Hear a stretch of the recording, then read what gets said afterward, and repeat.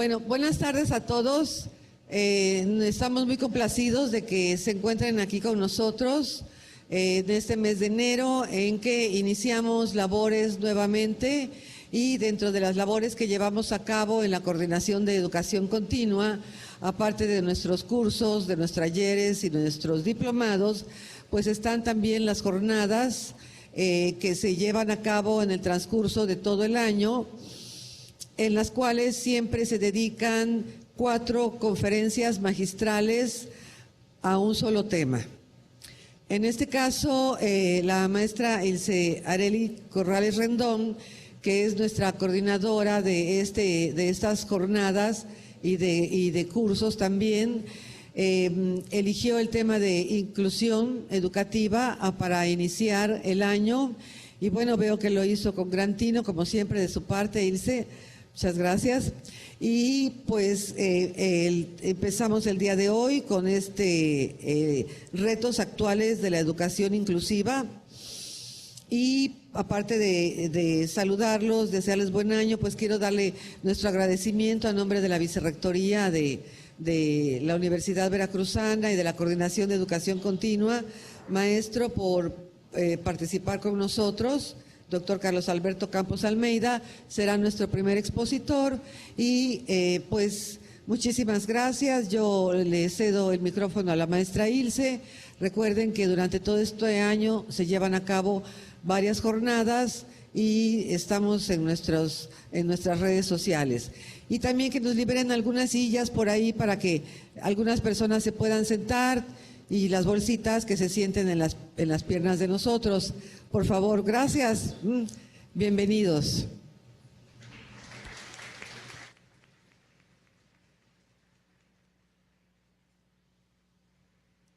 Buenas tardes, muchas gracias por su asistencia, su puntualidad sobre todo.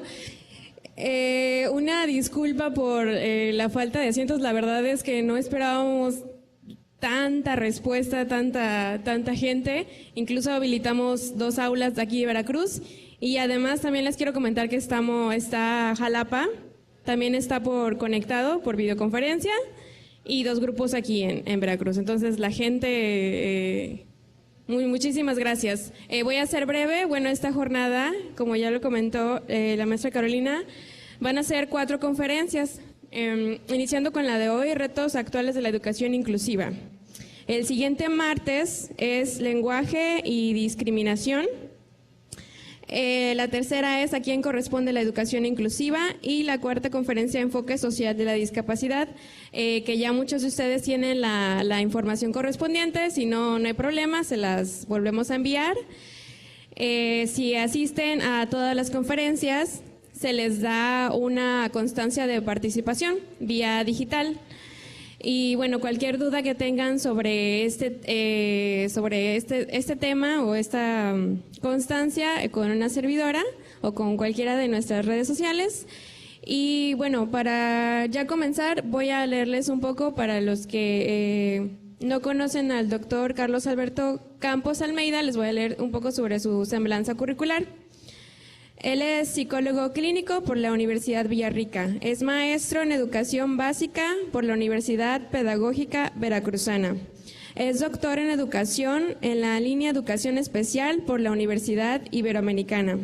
Cuenta con 31 años de servicio en educación especial, CAPEP. Es académico de posgrado en universidades públicas y privadas. Es investigador, conferencista y tallerista, con experiencia en el diagnóstico e intervención en trastorno por déficit de atención e hiperactividad, trastorno del espectro autista, discapacidad intelectual y aptitudes sobresalientes. Es psicoterapeuta de niñas y niños. Fue coordinador estatal de CAPEP. También participó en la investigación sobre la educación inclusiva en Panamá. Participó en la elaboración de las orientaciones nacionales y estatales para educación especial. Ha elaborado documentos normativos para CAPEP. Elaboró el curso virtual Adolescentes y Aprendizaje Escolar. Tiene publicaciones sobre educación, educación especial, discapacidad, TDAH y resiliencia. Reconocimiento de la Superación Ciudadana 2012 en el rubro de investigaciones psicopedagógicas, otorgado por el Ayuntamiento de Veracruz. Cuenta con 2 certificaciones internacionales. Certificación en Trastorno del Espectro Autista por la Universidad Tecnológica de Buenos Aires, Argentina. Certificación en Accesibilidad de Entornos para Personas con Discapacidad por la Universidad de Brigham de Madrid, España. Actualmente es supervisor de la Zona 3 de CAPEP. Es coordinador general de las redes de apoyo para madres y padres de niñas y niños con TDAH, autismo, discapacidad intelectual y aptitudes sobresalientes. Es coordinador general del Programa Intelectual de Apoyo para Niñas y Niños en Situación de Maltrato. Es coordinador académico del Diplomado Virtual CAPEP en línea, Educación Inclusiva en Preescolar. Bueno, antes de iniciar, nada más les quiero comentar que acabando la conferencia va a haber una sesión de preguntas y respuestas. Vamos a iniciar, como son muchas personas, con 5 preguntas aquí, 5 preguntas en Jalapa y 5 preguntas con el otro grupo que está aquí en Veracruz, que están en el segundo piso de la USBI. Y bueno, si gusta ya iniciamos. Gracias.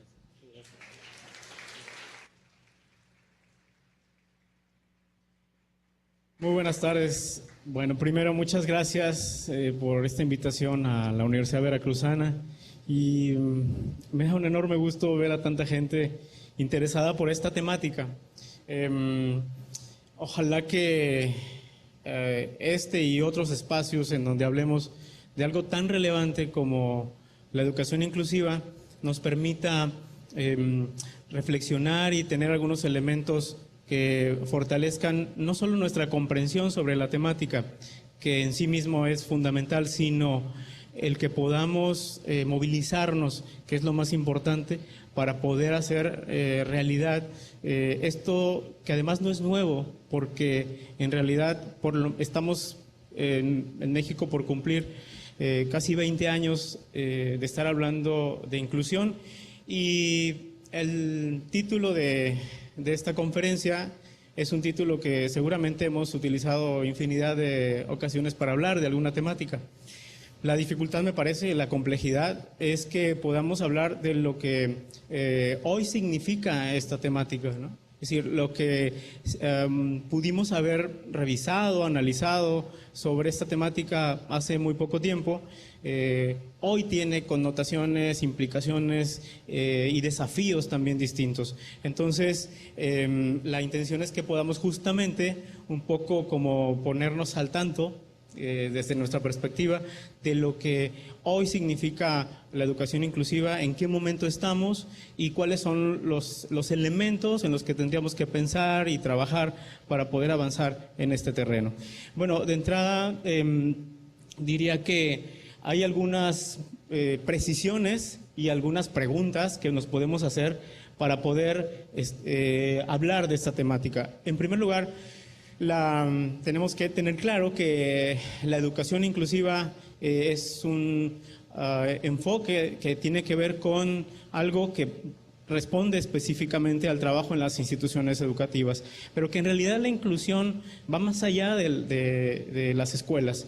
El tema de la inclusión no solo tiene que ver con las instituciones escolares, tiene que ver con una forma de pensar, con una forma de vida, porque la inclusión supone el que podamos vivir en congruencia con ese planteamiento en cualquier ámbito de la vida y en cualquier espacio, con cualquier grupo de personas con las que nosotros nos relacionemos. Entonces, ese es un primer asunto que es importante que tengamos claro. La inclusión no solo tiene que ver con las escuelas. En segundo lugar, respecto a la educación inclusiva, esta no se refiere únicamente a las personas que consideramos en situación de vulnerabilidad, sino implica en realidad a todas las personas. Porque algo que está sucediendo de un tiempo para acá, y hoy lo escuchamos en estos tiempos, en estos días lo escuchamos con mucha frecuencia, es que cuando se habla de educación inclusiva, se habla inmediatamente de discapacidad.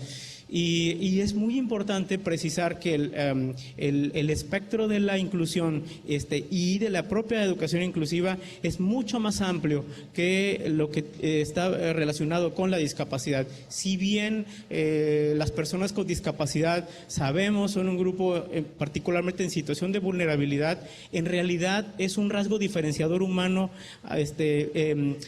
tan particular como hay otros más, y además porque el tener claro esto significa que sepamos que hay muchas otras personas que tienen cualquier otro rasgo diferenciador y que probablemente en determinadas circunstancias están en una situación de mucha mayor vulnerabilidad inclusive que una persona con discapacidad.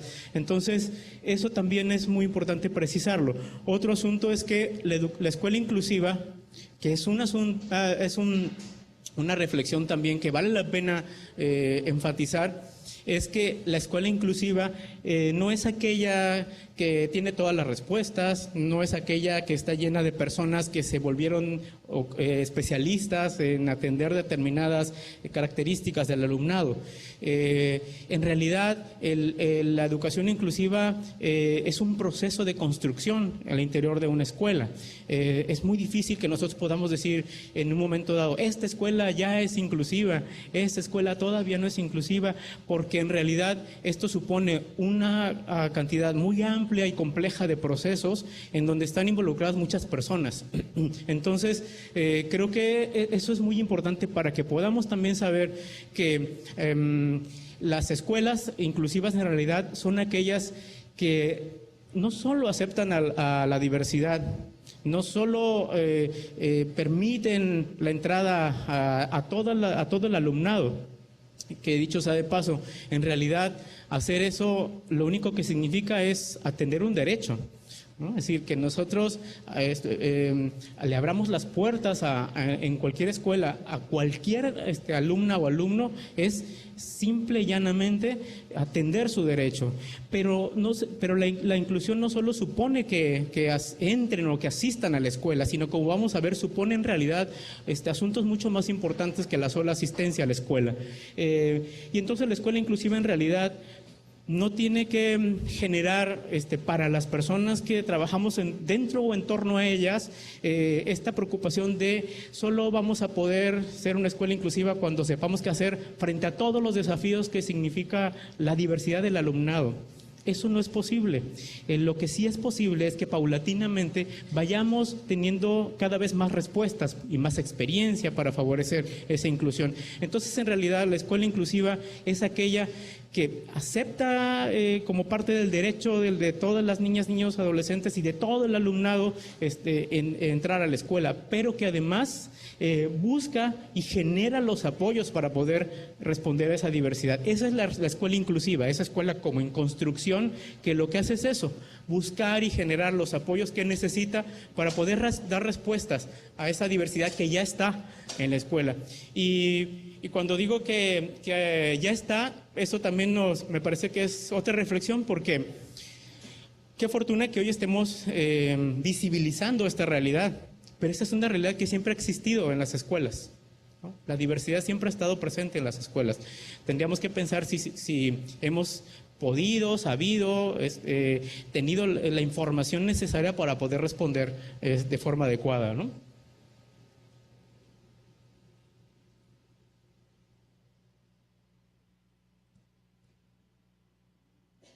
Ok. Bueno, y claro, decía yo que el tema de la discapacidad no es el único que tiene que ver con la educación inclusiva. Sin embargo, por supuesto que reconocemos que las personas con discapacidad forman parte de la diversidad, y por razones que tienen que ver con la historia de exclusión de la que han sido objeto muchas personas con esta condición, es que hay un énfasis en la importancia de atenderlas en las escuelas. Estas son algunas preguntas que me parece que tendríamos que hacer, que yo propondría hiciéramos a manera de reflexión, porque hay algunos asuntos que tienen que ver con cómo entendemos la educación inclusiva. Y una de ellas es si lo que nosotros pensamos respecto a lo que consideramos inclusión es realmente inclusión, o tiene que ver únicamente con decir, bueno, yo trabajo en una escuela inclusiva porque tienen las puertas abiertas todas las personas, todo el alumnado, ¿no? Y entonces decía yo hace un momento, en realidad tendríamos que pensar si distinguimos entre lo que significa asistir a la escuela y lo que significa estar incluido. Por otra parte, algo que es fundamental, en este tiempo en el que estamos, algo que es particularmente fundamental, si entendemos la importancia de que la inclusión supone justamente que en todos los espacios, todas las personas tengan entornos, productos, espacios y oportunidades en igualdad de condiciones para poder aprender, ¿no? Que eso es diseño universal y que es muy distinto a muchas prácticas de asistencialismo que se han llevado a cabo históricamente en muchos países, entre ellos el nuestro, ¿no? Seguramente muchos estaremos de acuerdo en que los apoyos, las ayudas, las pensiones para las personas con discapacidad serán de alguna utilidad y de beneficio para la persona con discapacidad y sus familias, pero muy probablemente tendríamos que pensar si no tendríamos que avanzar hacia algo mucho más amplio y sustentable. Es decir, pensar en aquello que tiene que ver con las dificultades de accesibilidad que no están resueltas en las calles, en los edificios públicos, el acceso al aprendizaje al interior de las escuelas, y que eso no se resuelve con apoyos específicos, con ayudas, con becas o con pensiones, sino con inversión en ámbitos que permitan justamente convertir todos los espacios en lugares para todas las personas, incluidas aquellas que presentan alguna discapacidad. Y probablemente, además de todo esto, una de las preguntas más complejas, pero me parece a mí que más útiles que tenemos que hacernos es si es posible construir escuelas inclusivas en una sociedad que no es inclusiva. Si las personas que formamos parte de esta sociedad, a lo mejor ni siquiera nos hemos dado cuenta de qué tantas acciones e ideología inclusiva tenemos de manera personal, porque parece ser como muy lógico pensar que si nosotros no somos personas que sepamos respetar las diferencias, reconocer la riqueza de las diferencias y poder convivir en la diversidad, será mucho más difícil generar condiciones de inclusión al interior de las escuelas, porque hay una distancia enorme entre discursar sobre inclusión o hablar con los tecnicismos necesarios que la inclusión y la temática nos exija, y otra cosa es que podamos nosotros ser congruentes con ese enfoque, ¿no?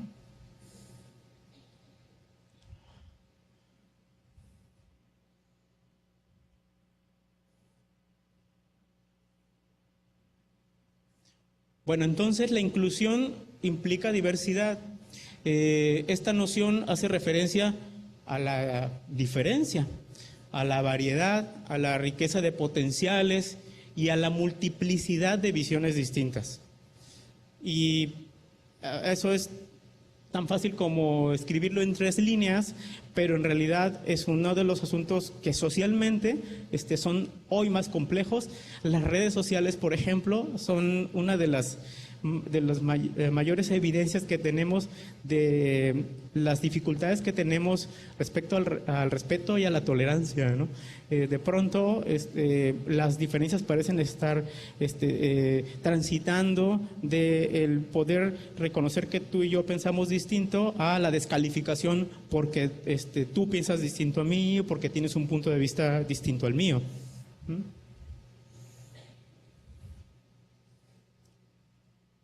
Bueno, esto se mueve muy lento.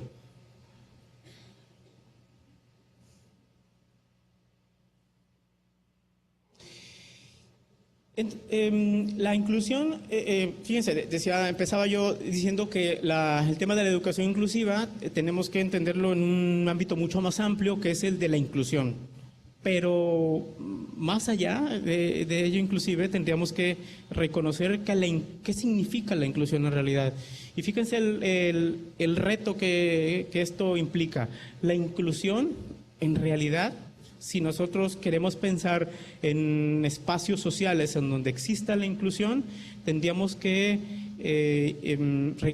distinguir si esto ocurre en la medida en que en esos espacios no exista discriminación, por ningún motivo, ¿no?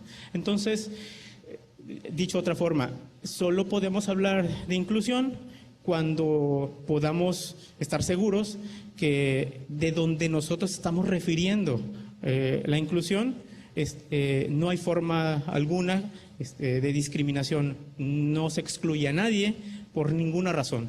Y entonces, a lo mejor seguro eso nos deja como muchas preguntas, ¿no? Muchas reflexiones respecto a qué tanto estamos consiguiendo hacer esto. Porque decía hace un momento, probablemente antes de pensar, o seguramente al mismo tiempo, en cómo construir escuelas inclusivas, tendríamos que pensar en cómo somos las personas que vivimos en una sociedad que tiene escuelas, digamos, ¿no? Entonces, bueno.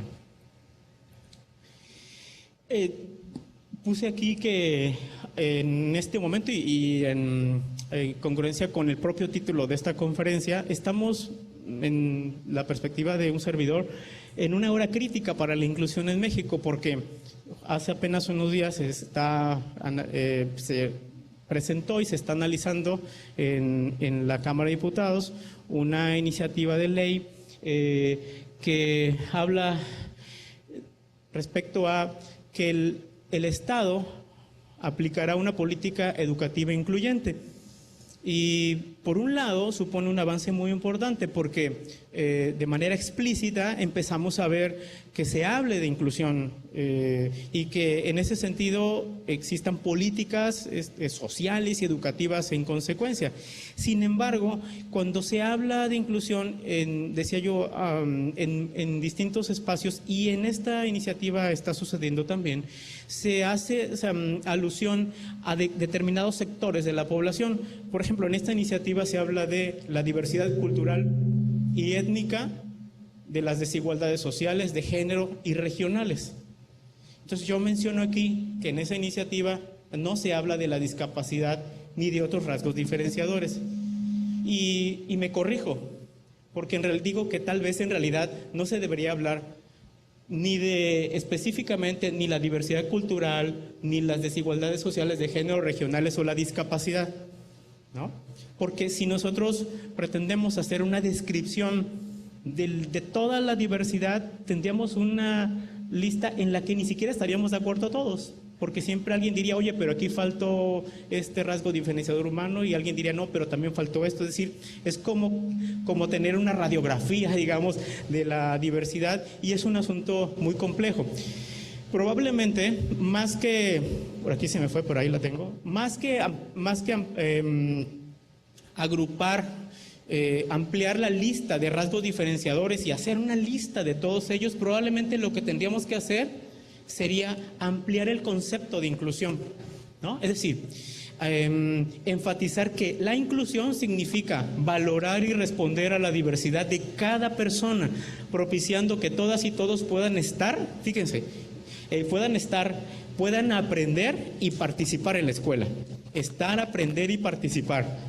Porque si una alumna o un alumno de cualquier edad, desde educación inicial hasta educación superior, está en una situación de vulnerabilidad porque presenta discapacidad, o porque es de un grupo indígena, o porque tiene una religión específica diferente a la mayoría de su grupo, etcétera, si esa alumna o alumno está ahí, pero está en situación de exclusión dentro de la propia escuela, entonces no estamos consiguiendo en realidad la inclusión, no solo para esa persona, no estamos consiguiendo inclusión para nadie, porque lo que estamos aprendiendo es exclusión.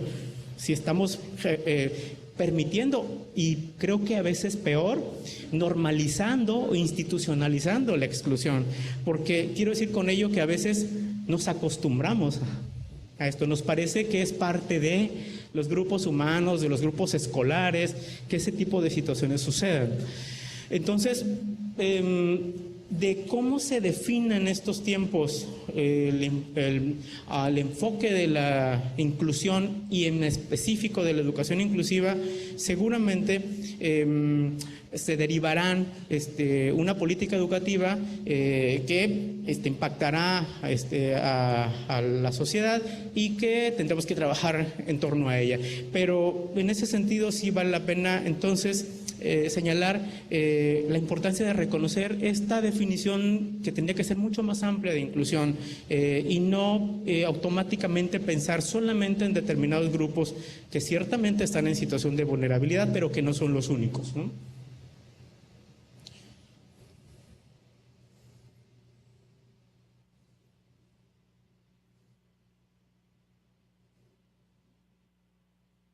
Se me mueve esto.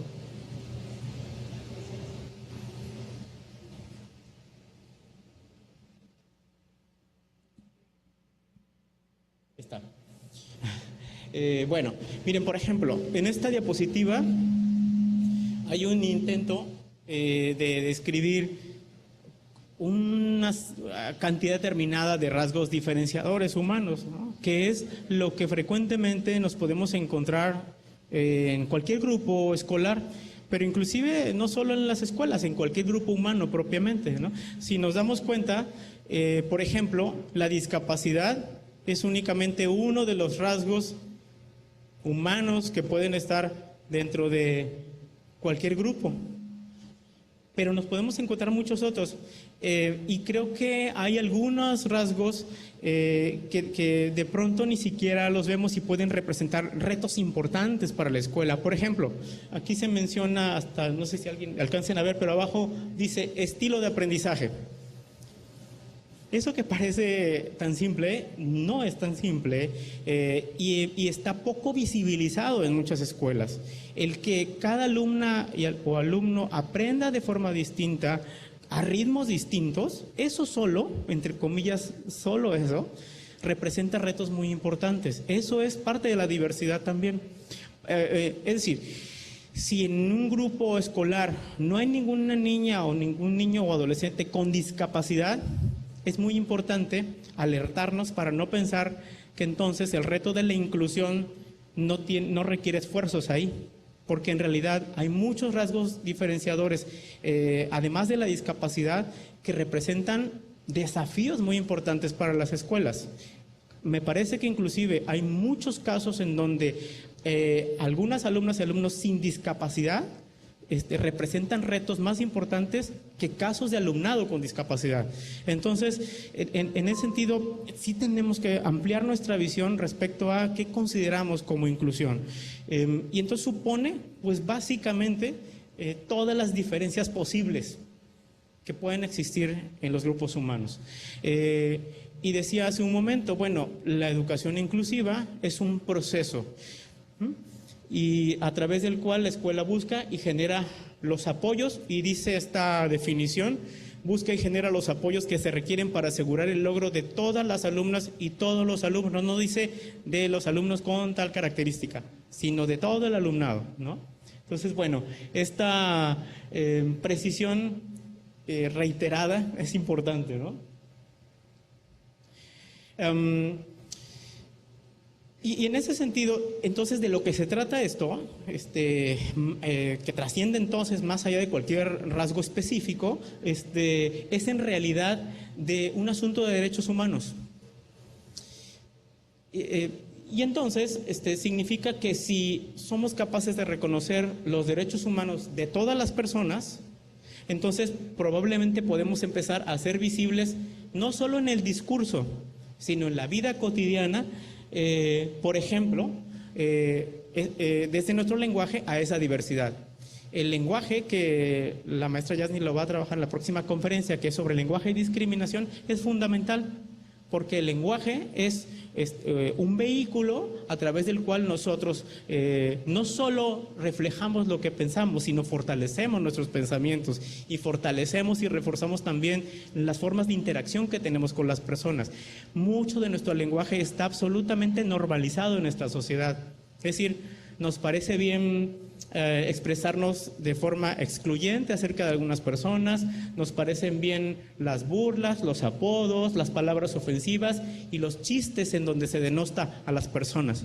Entonces, el lenguaje es uno de los elementos iniciales, principales, en los que tendríamos que trabajar de manera individual y colectiva para poder avanzar en el reconocimiento y respeto a la diversidad y por lo tanto en la inclusión, ¿no? Entonces, se trata entonces de asuntos que tienen que ver más con las personas que somos que con temáticas nuevas, aprendernos, que con tecnicismos sobre estas temáticas. Tiene que ver realmente en una revisión respecto a cómo pensamos, cómo hablamos, cómo nos conducimos y cómo interactuamos con las personas. De eso se trata en realidad.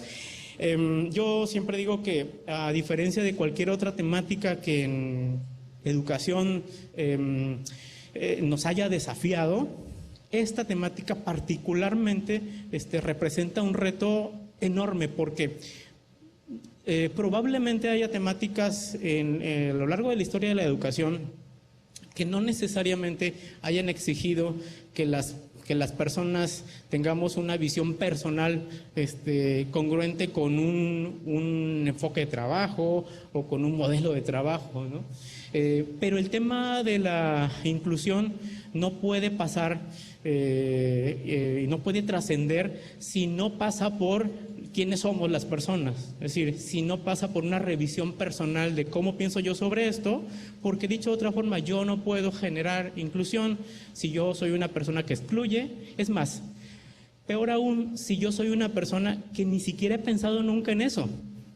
Yo nunca he pensado en cómo hablo, porque para mí está bien cómo hablo, porque a lo mejor está bien y reírme y burlarme de ciertas cosas, porque además las minimizo y las normalizo, como en la siguiente conferencia se va a detallar. Es decir, yo nunca he pensado que esté mal a lo mejor reírme de una persona por una característica determinada. Y entonces es parte de lo que tendríamos que revisar, más que aprendernos conceptos y aprendernos términos específicos vinculados con esta temática, ¿no? Entonces, bueno, solo respecto al lenguaje, que no me toca a mí, sino a la siguiente conferencista, yo solamente quise poner esta diapositiva, que es una tablita muy sencilla que muchas dependencias de gobierno y muchas organizaciones de la sociedad civil y muchas personas están utilizando desde hace algunos años en el tema de la discapacidad. Fíjense, si ni siquiera a veces sabemos cómo utilizar algunos términos, no nos damos cuenta entonces que excluimos con el uso indebido de términos inadecuados, ¿no? Se dice persona con discapacidad por dos razones. Una, porque lo primero es la persona, ¿no? que es sujeta de derechos, y porque la persona está antes que cualquier otro rasgo. Y en segunda se habla de la discapacidad, porque la discapacidad no es lo que es la persona, la discapacidad es un rasgo de la persona, ¿no? Y entonces por eso es incorrecto decir discapacitado, porque la persona con discapacidad no es discapacitada como algo que la represente globalmente. La discapacidad es un rasgo. En ese sentido, todavía es peor decir capacidades diferentes y capacidades especiales y otro montón de cosas que técnicamente son incorrectas. Entonces, bueno, por supuesto, esto, insisto, se refiere solo a la discapacidad. En la cuarta conferencia vamos a hablar sobre el concepto social, el enfoque social de la discapacidad, y vamos a abundar un poco sobre la discapacidad. Pero quise mencionar esto porque, igual que respecto a la discapacidad, en cualquier otro tema del que venimos hablando, de cualquier otro rasgo diferenciador, tenemos que revisar qué tipo de lenguaje utilizamos, si es el lenguaje correcto o si en el propio lenguaje históricamente ya venimos utilizando términos que excluyen a las personas.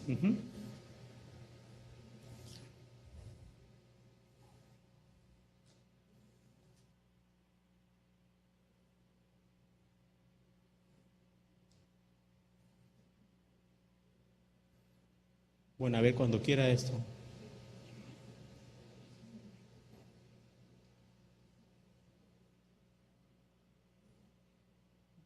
No sé si alguien le puede, no sé si alguien está ahí que le pueda mover. ¿Ya? Bueno, decía yo que hace rato que tenemos ya tiempo hablando de esta temática.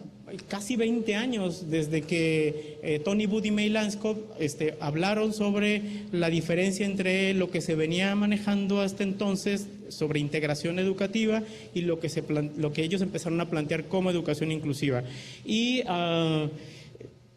yo diría que tendríamos que preguntarnos, la respuesta no es como tan difícil, pero sí tenemos que preguntarnos qué hemos hecho en casi 20 años, ¿no? Es decir, ¿qué hemos conseguido en casi 20 años en esta temática? Ellos acuñaron en el año 2000 el concepto de barreras para el aprendizaje y la participación, que no es que se planteó como un término y creo que es incorrecto decir que sustituyó al de necesidades educativas especiales, porque en realidad son dos conceptos muy distintos. Es decir, no hay una equivalencia mínima entre los dos conceptos. Las necesidades educativas especiales se referían a los apoyos que necesitaba una alumna o alumno y que la escuela en un momento dado no tenía los recursos y la respuesta para poder atenderlos, ¿no?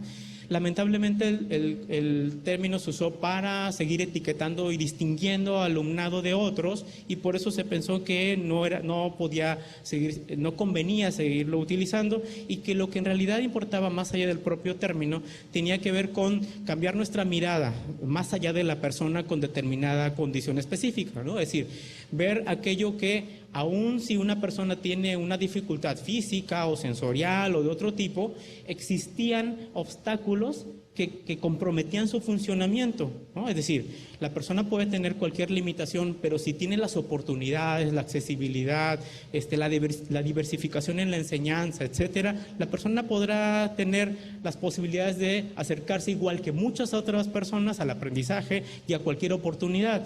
Entonces, cuando se habló de barreras para el aprendizaje y la participación, lo que se ha intentado es reconocer que las personas, las instituciones, los espacios, nos podemos convertir en obstáculos o en barreras que limitan o comprometen el aprendizaje y la participación de las personas que tienen determinadas condiciones, como es el caso de la discapacidad, pero entre otros rasgos, ¿no?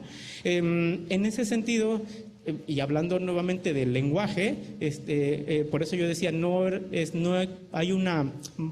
tendríamos que entender que barreras para el aprendizaje y la participación sustituyó a otro término, porque antes se decía alumnos con necesidades educativas especiales, pero hoy no podemos decir alumnos con barreras para el aprendizaje y la participación, porque las barreras no pertenecen al alumno, pertenecen a los contextos, ¿no? Entonces eso es muy importante también, que tiene que ver con lenguaje que inadecuadamente a veces se utiliza, ¿no?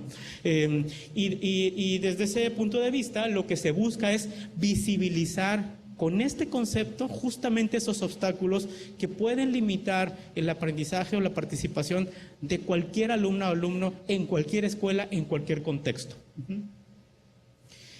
Bueno, y si entonces hablamos respecto a la inclusión como un sinónimo de no discriminación, pues hay que conocer qué es lo que pasa en nuestro país, que fíjense que no es tan distinto a lo que pasa en muchos otros países.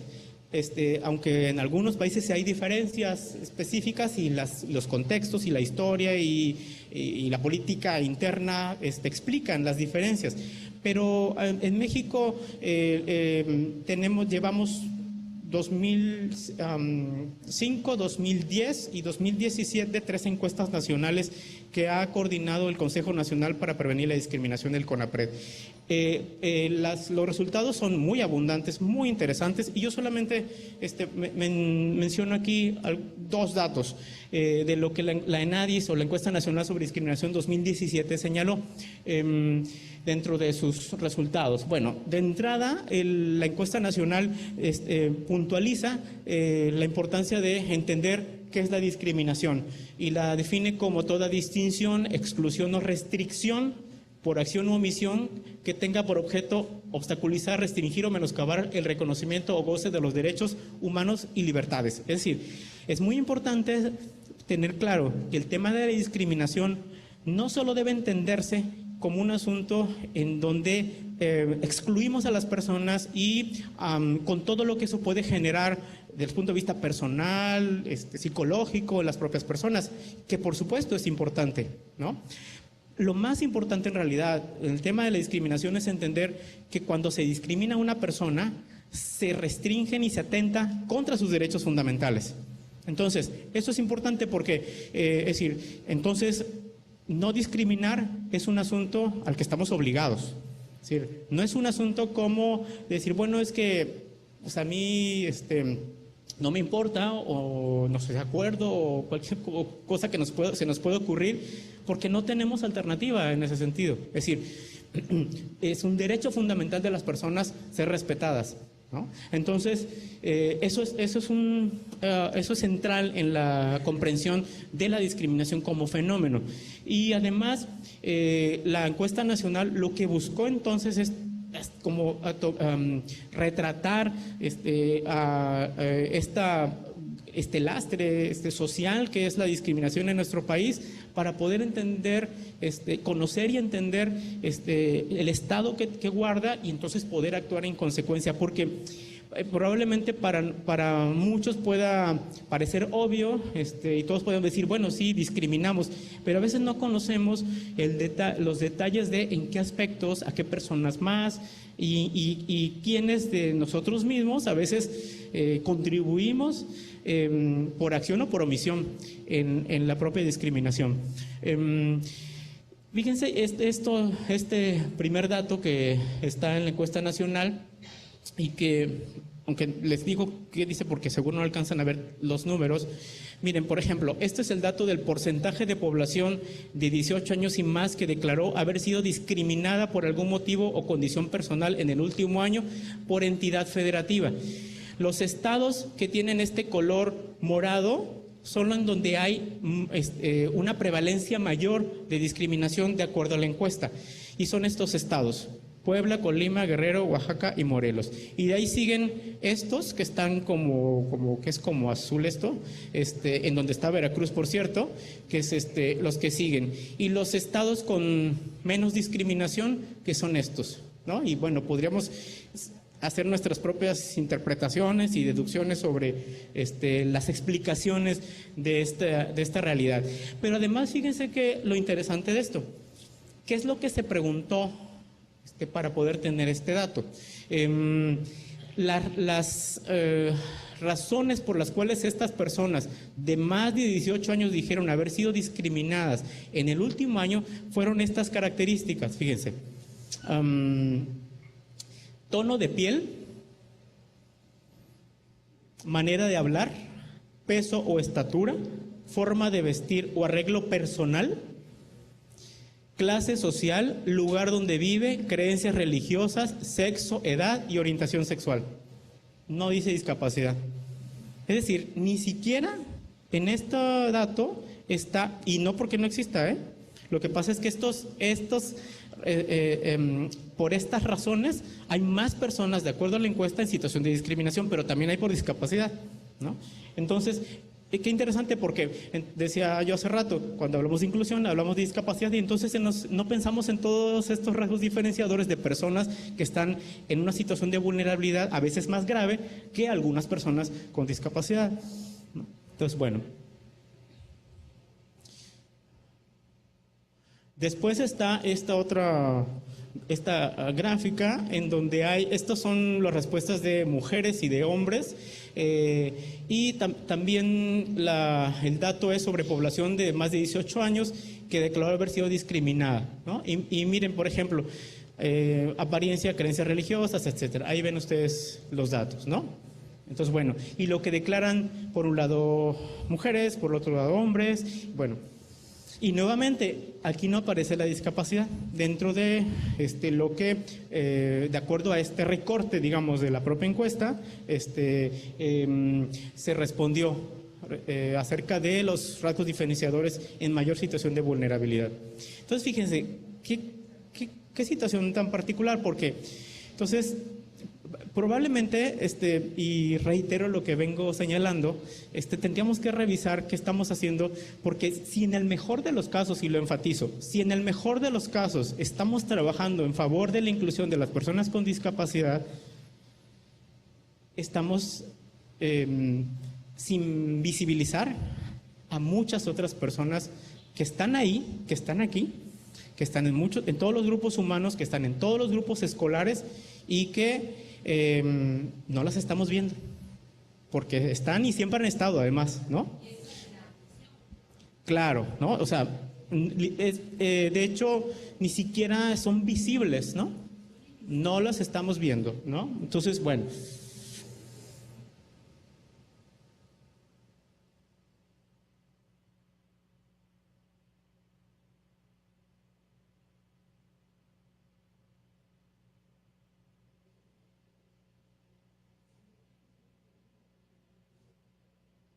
Respecto a las personas con discapacidad, que están en los datos de las diapositivas anteriores, fíjense un dato que me pareció interesante.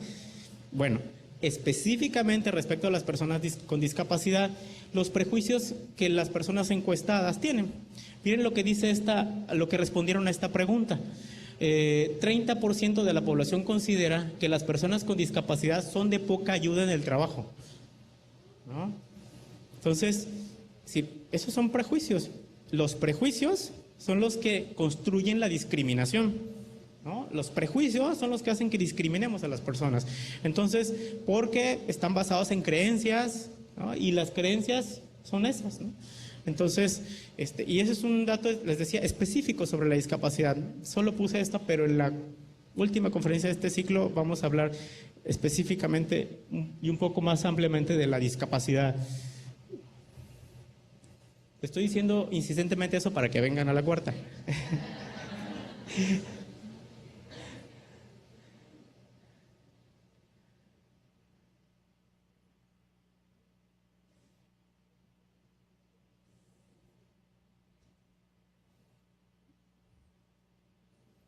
Bueno.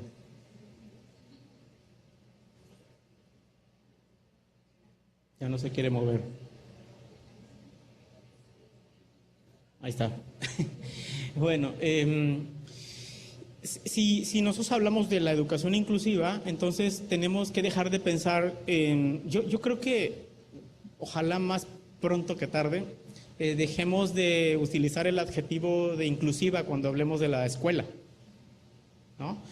Porque, por definición, toda escuela tiene que ser inclusiva o debería ser inclusiva. Lo utilizamos porque la realidad es otra, ¿no? Lo utilizamos y ojalá que la razón por la que lo utilicemos sea para que tengamos presente hacia dónde tenemos que dirigirnos. Me parece que siendo así, entonces es válido, ¿no? Es necesario inclusive. Pero en realidad la idea es que cuando nosotros hablemos de escuela, asumamos que es una escuela de calidad por definición, ¿no? Es una escuela inclusiva por definición y entonces, bueno, cuando eso no ocurre, es decir, cuando la escuela no es inclusiva y paradójicamente vivimos y aceptamos hechos y actos de discriminación, entonces la escuela está muy lejos de ser inclusiva, pero además está muy lejos de ser una escuela en general que esté orientada hacia conseguir su propósito central, que es que aprendan las alumnas y alumnos, ¿no? La existencia de cualquier forma de discriminación en la escuela entraña dos formas de fracaso para la propia escuela.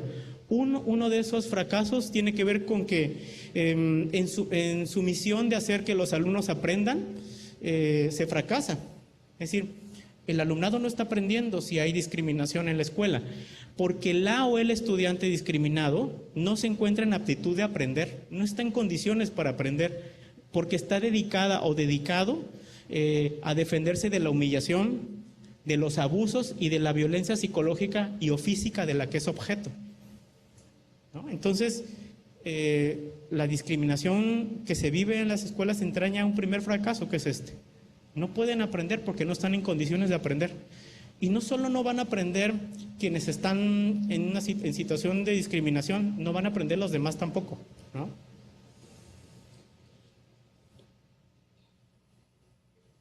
Y es el segundo fracaso, es porque en su propósito de hacer que los alumnos aprendan a convivir ahora y en el futuro en un marco de respeto a la diversidad, esto no se está consiguiendo tampoco, porque en un contexto donde prevalece la discriminación, lo que asimila el alumnado no es la cultura de la tolerancia, la empatía y la cooperación, sino las duras e implacables reglas de la arbitrariedad, de la fuerza y del atropello.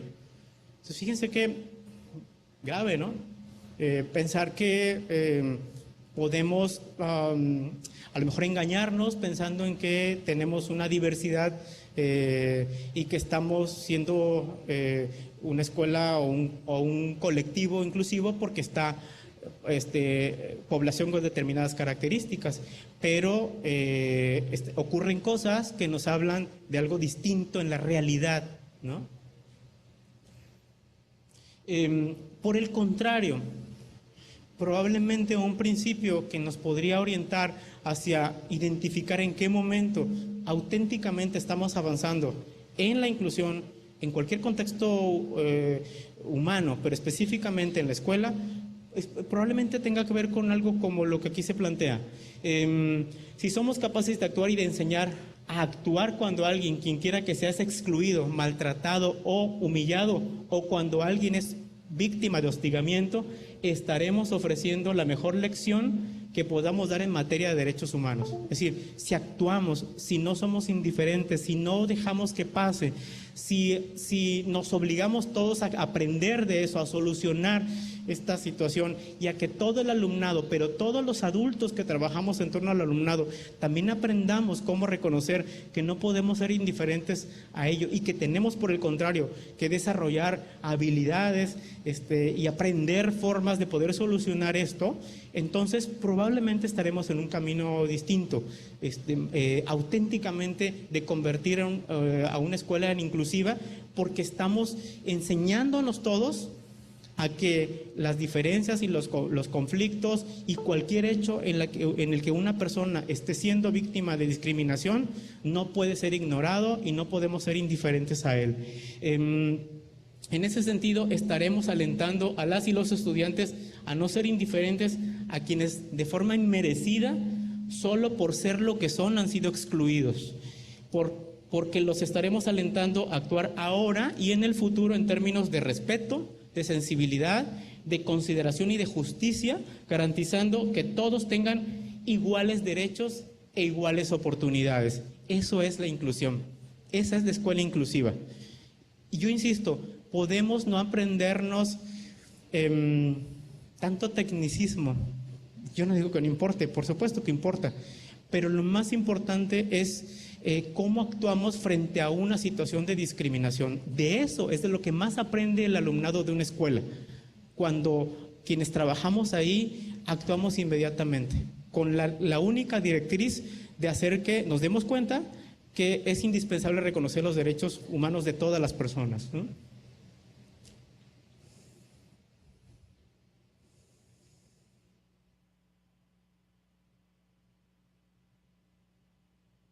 Bueno.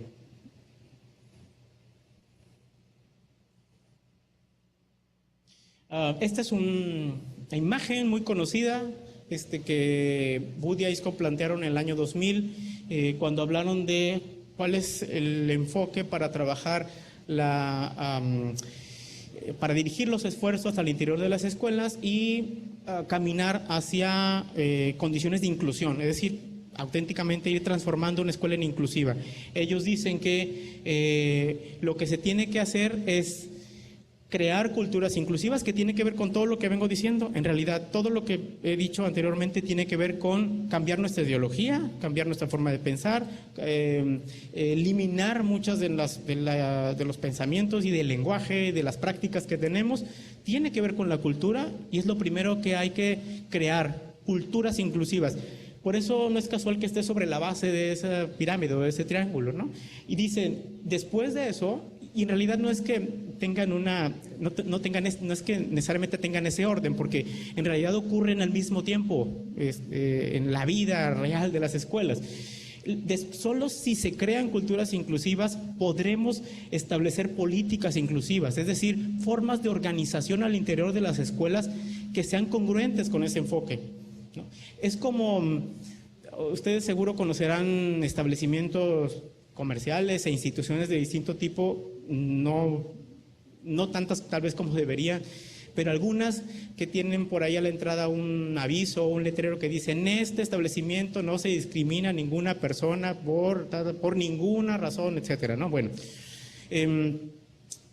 que justo esta aspiración es la que se debería tener en todos los espacios, específicamente en las escuelas. Si nos apegamos a esa orientación humana, entonces auténticamente estaremos avanzando hacia la inclusión, ¿no? Eso significa establecer políticas inclusivas o de organización al interior de las escuelas. Es decir, aquí no se permite ninguna forma de exclusión hacia ninguna alumna o alumno, así como parte de un código de ética de la propia escuela, ¿no? Y entonces, si se crean culturas inclusivas, si se establecen políticas inclusivas, estaremos en condiciones de tener prácticas inclusivas al interior de las aulas. Es decir, no vamos a generar inclusión porque nos aprendamos un libro sobre educación inclusiva. Tenemos que tener transformación personal, tenemos que entonces cambiar tal vez muchas formas de organización o de política educativa al interior de las escuelas, consecuentemente con ese cambio de visión, y entonces después, de manera mucho más natural de lo que nos imaginamos, esto nos tiene que llevar, pero con mucha más facilidad, a entender cómo generar y construir inclusión al interior de las aulas. Las técnicas, las metodologías nos las podemos aprender. Pero si no transformamos nuestra forma de pensar sobre la importancia de la diversidad y cómo responder a ella como un rasgo humano, entonces es más difícil, ¿no? Bueno. En ese sentido, la inclusión, en resumen, implica reestructurar la cultura, las políticas y las prácticas de los centros escolares. Esto es lo que desde hace casi 20 años se viene planteando. Bueno, entonces, decía yo en una de las preguntas iniciales que tendríamos que pensar si de lo que hablamos es de asistencialismo, como estos apoyos específicos para determinadas personas, como el caso de las personas con discapacidad, o tendríamos que hablar más de diseño universal.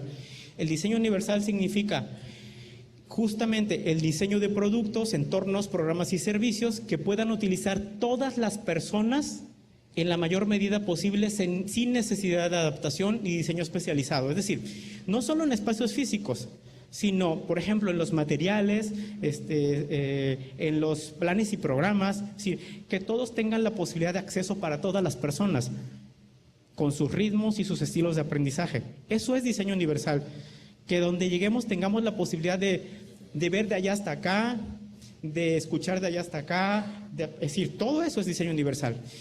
Pero como se reconoce que hay un trayecto muy largo que recorrer para la existencia del diseño universal, entonces hay una medida que es también garantista de los derechos de todas las personas, y que es el concepto de ajustes razonables.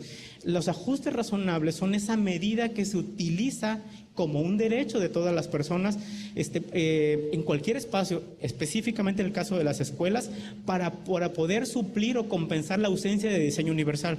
Es decir, si no existen materiales específicos para la persona, el alumno o la alumna tenga acceso a los aprendizajes, se tiene que hacer un ajuste que permita que lo consiga, ¿no? Si en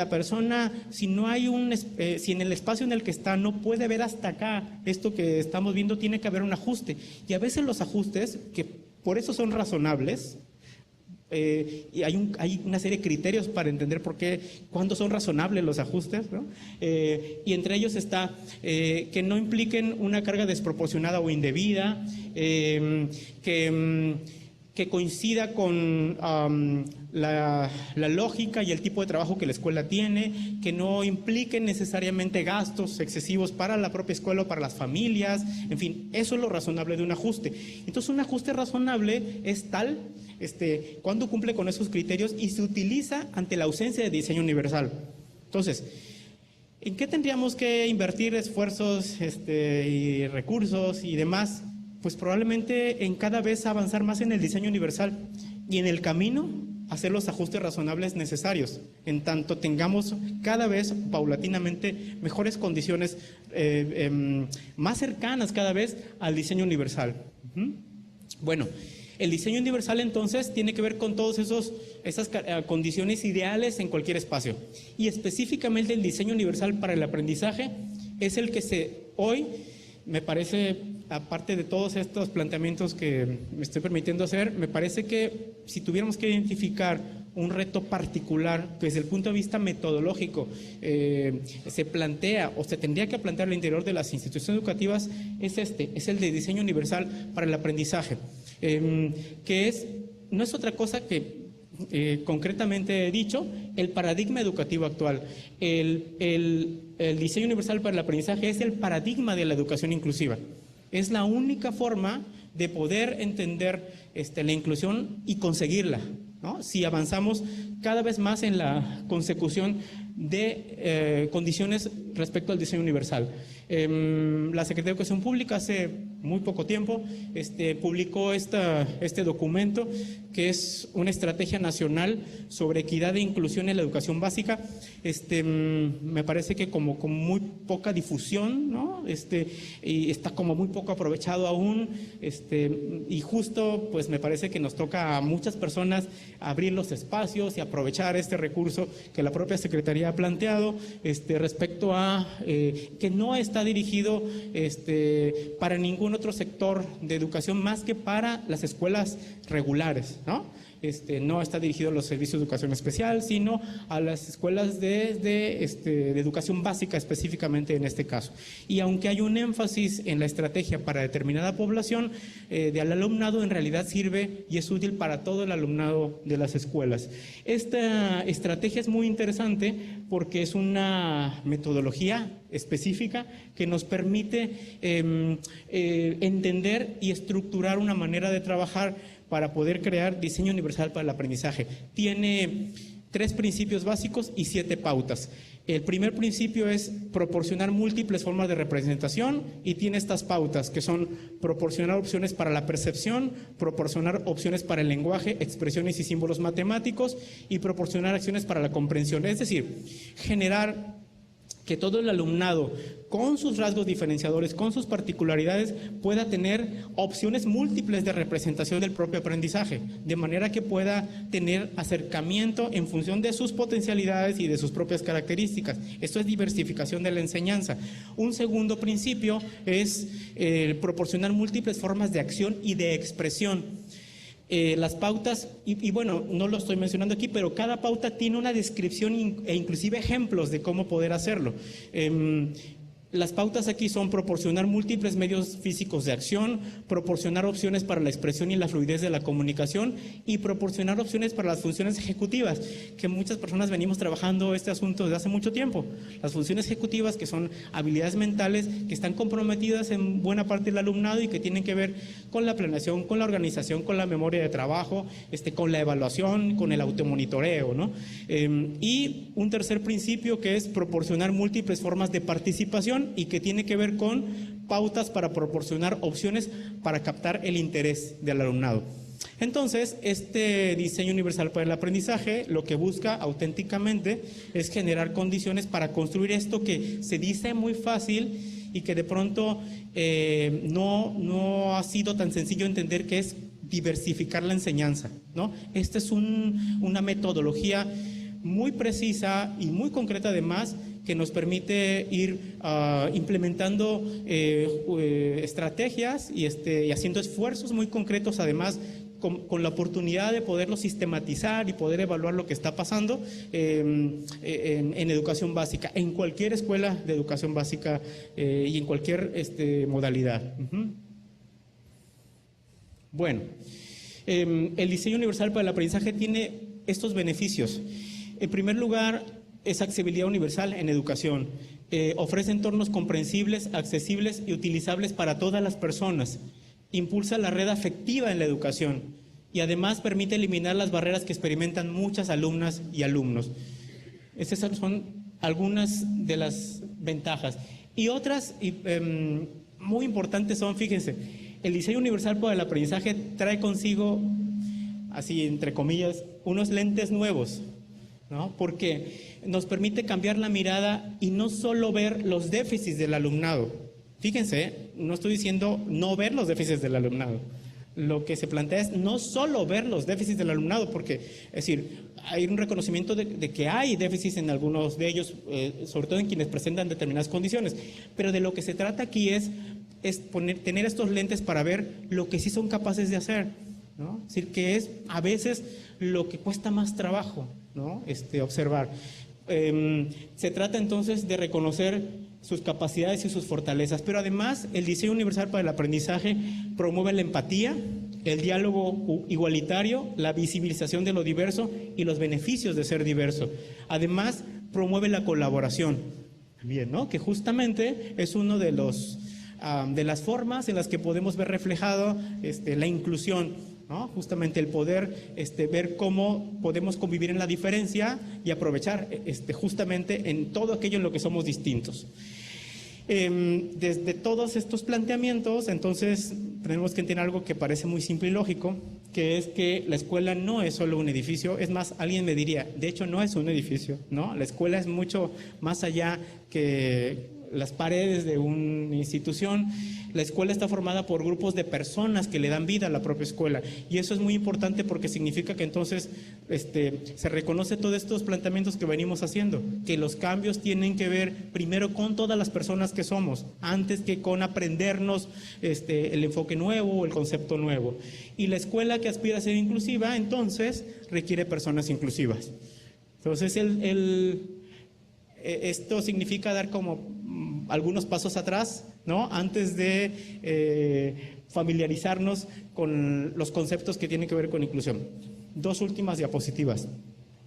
Para ser inclusiva, una escuela necesita, fíjense estos elementos. Formación del profesorado. Es decir, la educación inclusiva no puede ocurrir por decreto. Es decir, no va a ocurrir solo porque se estableció en una ley o porque todos sabemos que es un derecho de todas las personas. Pero eso no nos garantiza que sepamos cómo responder al interior de las escuelas. Lo que sí nos garantiza o nos puede ayudar son los procesos de formación. Y los procesos de formación me parece que tienen que ocurrir en dos sentidos. Aquellos que, de los cuales las autoridades gubernamentales tienen responsabilidad, ¿no? Es decir, establecer las líneas que permitan justamente coadyuvar en esta formación. Y la otra es, me parece, lo que muchas personas hacemos, que es no esperar, ¿no? Creo que por eso estamos aquí, ¿no? Es decir, es esto que tiene que ver con yo necesito llevarme alguna reflexión o alguna idea o alguna tarea o repensar algo sobre esta temática porque no sé cuándo me van a dar una capacitación sobre ello o no sé si me la van a dar, ¿no? Entonces, me parece que son dos cosas. Quiero decir con ello que no podemos dejar de señalar que las dos cosas importan, Es decir, yo creo que no debemos quedar ni con la idea solamente de pedir que nos formen y nos capaciten, y tampoco nos podemos quedar solamente con la idea de decir todo está en nuestras manos y en nuestro esfuerzo. Me parece que las dos cosas importan. No diría que una de las dos es más importante, ¿no?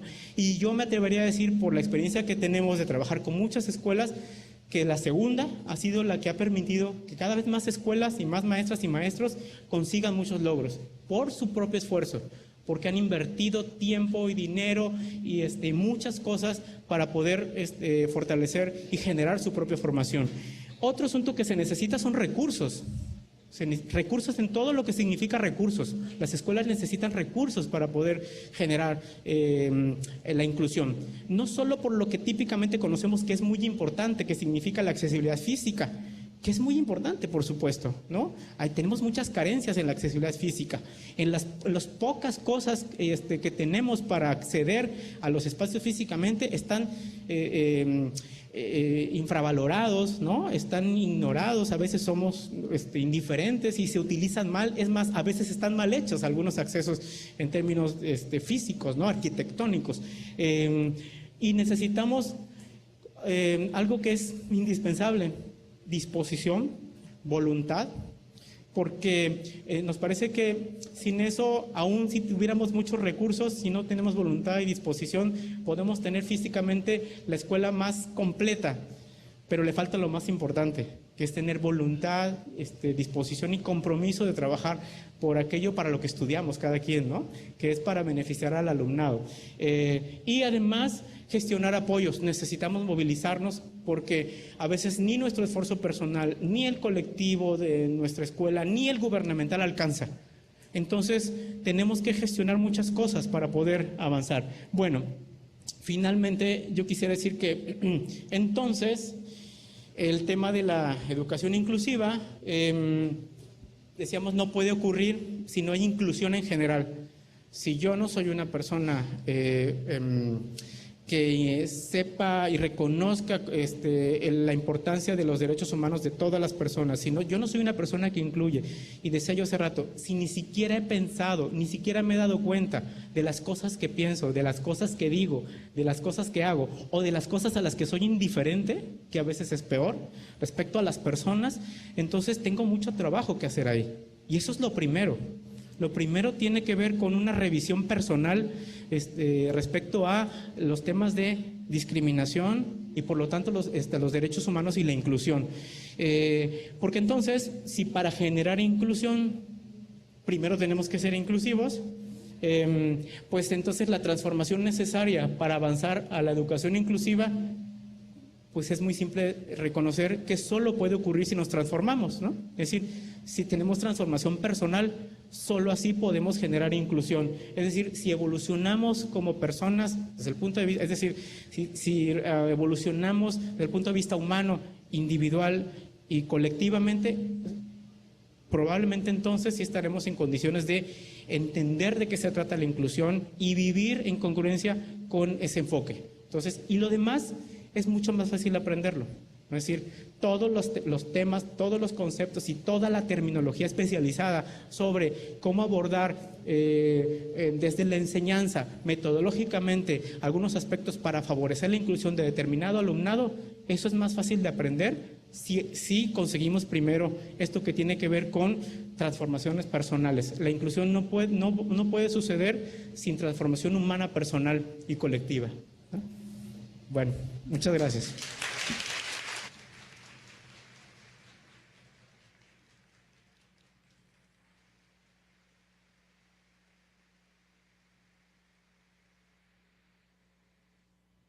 Muchísimas gracias, doctor. A continuación vamos a pasar a las preguntas. Vamos a iniciar con Jalapa. Sarita, no sé si puedes proyectar a Jalapa.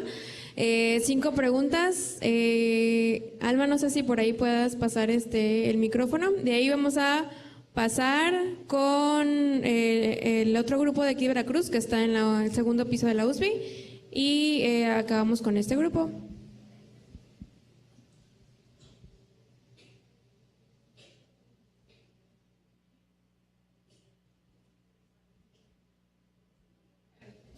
Sí, Alma, ¿me escuchan en Jalapa?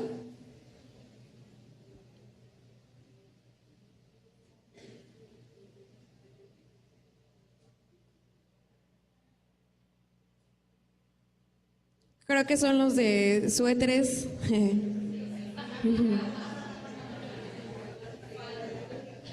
Sí, adelante, Jalapa.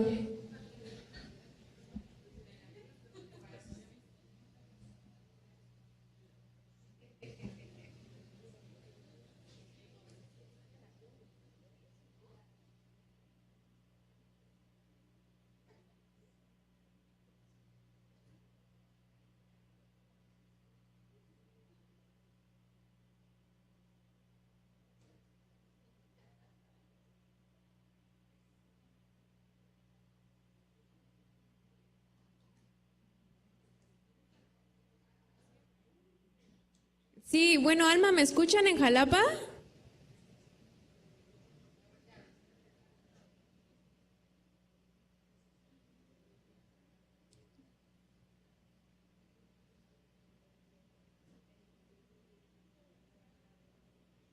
Sí.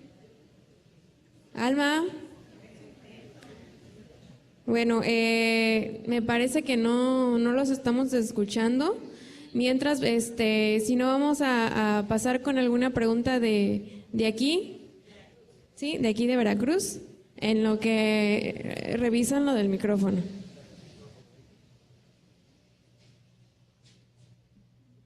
Gracias. Bueno, muchas gracias, doctor, por haber estado aquí con nosotros. Sí, básicamente, que preguntes una reflexión, ¿no? Que nos podemos estar planteando. En educación básica, pues tenemos contextos diversos, ¿verdad? Sí, son desde la cantidad de alumnos que tenemos, ¿sí? Que son bastante numerosas, y los contextos. El reto aquí es cómo ser incluyente, ¿no? Cómo tener esta visión de inclusión ante las situaciones fuertes que tenemos de niños cargados, ¿no? Con toda una cultura tal vez de maltrato, ¿sí? Una cultura tal vez de descuido, ¿no? Y cuando llegan con nosotros a las aulas, pues se nos complica, no es fácil. El reto de la escuela incluyente tiene que ver hasta con cambiar la forma de la escuela, ¿no? Por ahí dicen algunos teóricos que lo que la escuela debe enseñar ya no son tantos contenidos, nada más cuestiones como inclusión, cosas que tengan que ver con algo que no puedan aprender los niños fuera, ¿no? Digo, desde esta perspectiva, sí tenemos retos, ¿no? Retos bastante fuertes que tenemos que tener en cuenta si queremos ser cada día más inclusivos. Pero también la formación, es decir, la Secretaría sí debe de tener un perfil de ingreso muy específico. Independientemente de los conocimientos académicos, ¿qué visión va a traer ese profesor que se está formando en las normales para poder llevarlo al aula? O sea, anteriormente los procesos de selección, pues ya sabemos todos, eran por medio de la herencia de plazas, ¿no? Independientemente de qué perfil tuvieras, pues vámonos al aula. Entonces, fuimos generando, la verdad, ambientes bastante pues fuertes. Incluso hubo maestros que eran los que a los niños, en vez de crear esos ambientes de no discriminación, se agravaban más, ¿no? En vez de ir a formar, deformábamos. Afortunadamente ya estamos cambiando algunas cosas, pero sí, como usted decía, tiene que ver con la formación docente, desde la normal, muy estrictamente tendría que ser. Y los que ya estamos fuera de la normal, también tendría que ser otro tipo de formación, ¿no? Ir cambiando un poquito la visión. Y bueno, andando, ¿no? Caminante no hay camino, se hace camino al andar, porque podemos ser muy inclusivos aquí, pero en la práctica no. Entonces la congruencia, ¿no? También es importante.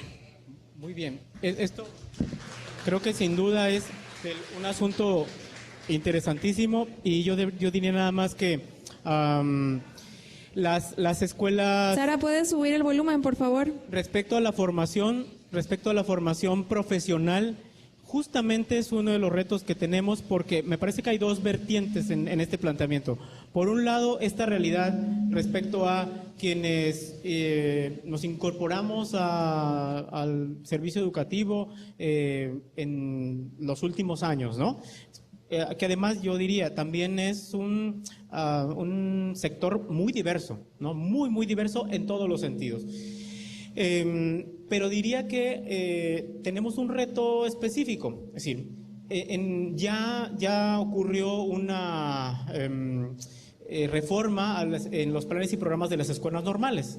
Ya hay, en este momento están aplicando planes y programas nuevos e incluso carreras con denominaciones y contenidos distintos.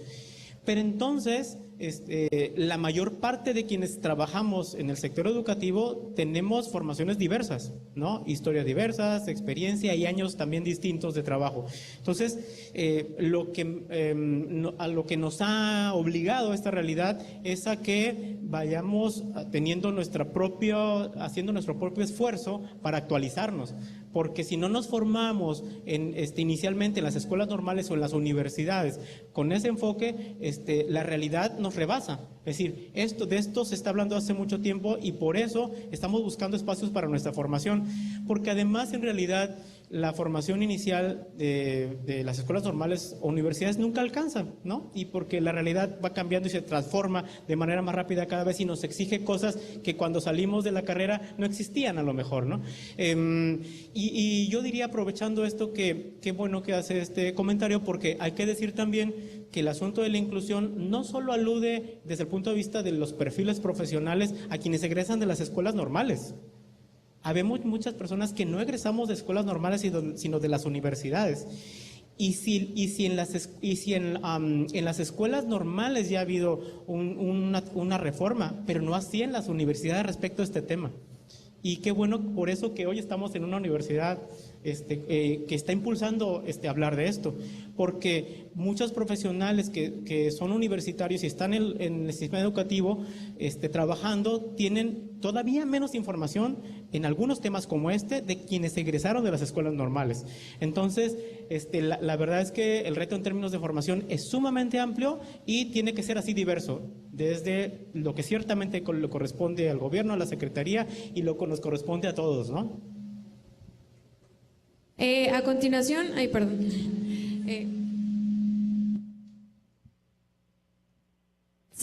Jalapa, si ya puede participar, adelante. ¿Ya nos escuchan, Ilse? Ilse. Sí, ya, Alma, gracias. Buenas tardes. Bueno, en realidad tiene mucha relación con la pregunta y con la participación de la maestra anterior. Mi pregunta era, bueno, el ponente nos invita a la importancia de movilizarnos, de hacer acciones. Se hablaba de la autoformación. Yo comentaba en respecto a la responsabilidad que tenemos, bueno, en nuestros centros de trabajo, en nuestras escuelas, aparte del aspecto social. O sea, si nos pudiera dar el maestro algunos ejes, temas o como que puntos sustanciales sobre los cuales pudiera darse algún programa de formación docente para maestros en activo al interior de las escuelas para ir pues creando y fortaleciendo esta educación inclusiva. Claro. Bueno, en los últimos años, yo diría con por lo menos 10 años y seguramente más, la propia Secretaría y los distintos servicios educativos y modalidades vienen implementando una serie de estrategias a través de conferencias, talleres, pero además procesos de formación todavía mucho más amplios, como los diplomados o algunos otros posgrados, en donde justamente los contenidos tienen que ver con la formación respecto a la educación inclusiva. Distintas universidades ya tienen programas desde hace mucho tiempo sobre ello. Pero adicionalmente yo diría, hay procesos de formación que tienen que ver con la forma en que cada quien va identificando sus propias necesidades e intereses. Específicamente yo invitaría a que quienes, seguramente muchos ya la conocen, pero quienes no están tan familiarizados, profundicen en este documento, que es un documento, por cierto, bastante sucinto, no es tan amplio, sobre la estrategia de equidad e inclusión. Es muy útil. Es una metodología para trabajar, en este caso en educación básica, y de ideas muy concretas para poderlas incorporar al trabajo en las aulas. Entonces, yo diría, hay procesos de formación, digamos, formales, ¿no? Pero hay muchos otros procesos que tienen que ver con el trabajo que en los colectivos específicos de las escuelas, y para eso están también los consejos técnicos, para poder identificar necesidades específicas de cada colectivo, ¿no? Entonces, de ahí tienen que surgir también necesidades que permitan reconocer, miren, esta escuela tiene una necesidad particular que no tiene esta otra escuela, inclusive, por ejemplo, de la misma zona escolar.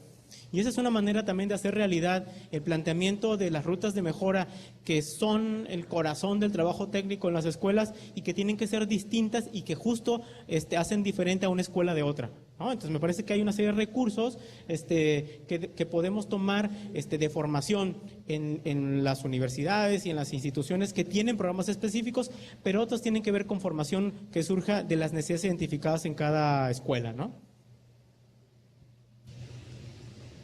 ¿Hay otra pregunta en Jalapa? No, Ilse, no hay preguntas. Bien, continuamos entonces con el grupo de la segunda planta de la USB. Si hay alguna pregunta, por favor, adelante.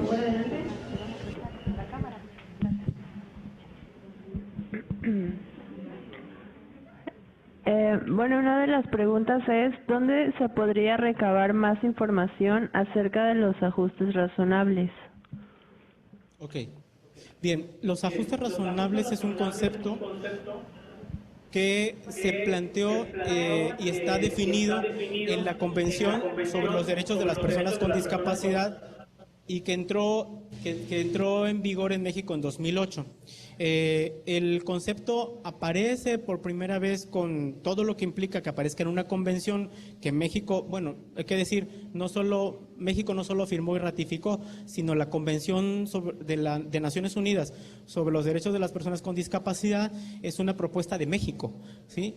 México llevó a Naciones Unidas, es lo que se convirtió después en la declaración de la Convención y que México firmó tanto la Convención como el protocolo facultativo y que entró en vigor en México en 2008. Todas las leyes que derivaron de la puesta en marcha de la Convención, que son las leyes de protección a niñas, niños y adolescentes y las leyes contra la discriminación y las leyes sobre los derechos de las personas con discapacidad están derivadas de los compromisos de la Convención. Y aunque la Convención es específicamente sobre los derechos de las personas con discapacidad, enfatiza que conceptos como el de ajustes razonables va más allá de las propias personas con discapacidad. Entonces, si queremos conocer de entrada cuál es el enfoque, la definición y el enfoque de los ajustes razonables, en la Convención se plantean. Y hay algunos otros documentos derivados de esta misma explicación que abundan un poco. Me interesa precisar sobre los ajustes razonables que es muy importante distinguirlo de otros conceptos que se venían manejando y que erróneamente se piensa que son similares y que en realidad son completamente distintos. Me refiero a lo que antecede al concepto de ajustes razonables son, en ese orden, adecuaciones curriculares, propuesta curricular adaptada, ¿sí? Anteceden, pero no es lo mismo. Los ajustes razonables tienen, dentro de los ámbitos en los que los ajustes se pueden hacer, está el curricular. Pero es solamente un ámbito, porque hay otros ámbitos en los que se pueden hacer ajustes razonables, como los espacios físicos, como la orientación y la difusión y la información, como la comunicación, en donde hay sistemas alternativos que determinadas personas necesitan, y eso son parte de los ajustes razonables. Actitudes hacia las condiciones específicas de las personas, es decir, un ajuste razonable que a veces muchas escuelas necesitan es, por ejemplo, hay un niño con trastorno por déficit de atención e hiperactividad. Toda la gente de la comunidad educativa necesita saber sobre ese trastorno. El alumnado, los padres, los maestros, eso es un ajuste razonable, ¿no? Que tiene que ver con la información, porque si generamos información, eliminamos prejuicios, eliminamos discriminación y encontramos formas de poder responder a esa particularidad. Entonces, el ajuste razonable puede ser curricular, pero puede ser en otros ámbitos, de manera que una adecuación curricular o una propuesta curricular adaptada es una forma de hacer un ajuste razonable, digámoslo así. Pero el ajuste razonable es un concepto mucho más amplio que tiene que ver con posibilidades distintas de hacer ajustes, en tanto está ausente el diseño universal, ¿no? Gracias. ¿Alguna otra pregunta en ese grupo?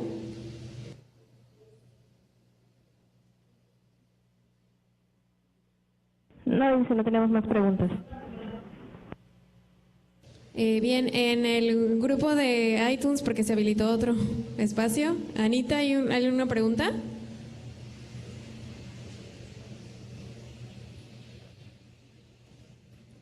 Bien, en lo que ven si hay otra pregunta ahí, vamos a continuar. Por acá había una pregunta.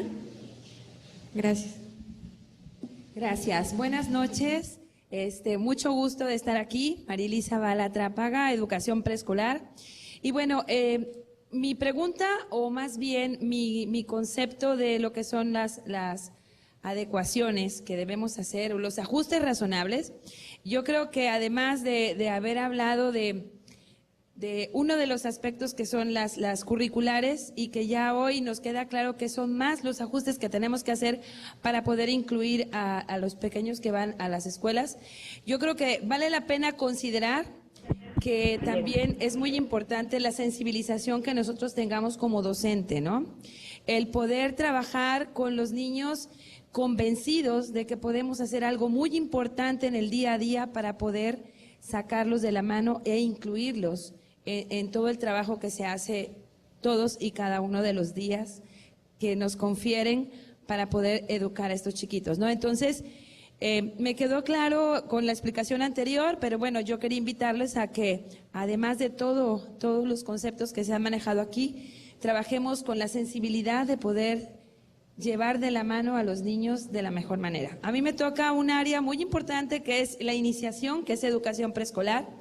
He tenido el privilegio de trabajar de la mano del doctor Carlos Campos Almeida cuando hacía su doctorado. Trabajamos en campo muy fuerte durante 6 meses y el ir caminando y tocando puertas y viendo todos los chiquitos que no estaban yendo a educación preescolar porque estaban olvidados en las comunidades, porque yo trabajo en la zona suburbana y rural, y el doctor Campos, en lugar de trabajar en el área de Veracruz, Boca del Río, donde no estuviera tan pecaminoso los tiempos ni sobre todo las condiciones para poder buscar a estos chiquitos, decidió ir de mi mano tocando puertas en comunidades alejadísimas, y de ahí hizo un muy buen trabajo para poderse titular del doctorado. Entonces, hoy estoy muy orgullosa de poder estar aquí y además con un trabajo muy importante para educación preescolar. Gracias. Sensibilidad para poder incluir. Gracias. Gracias, Marily.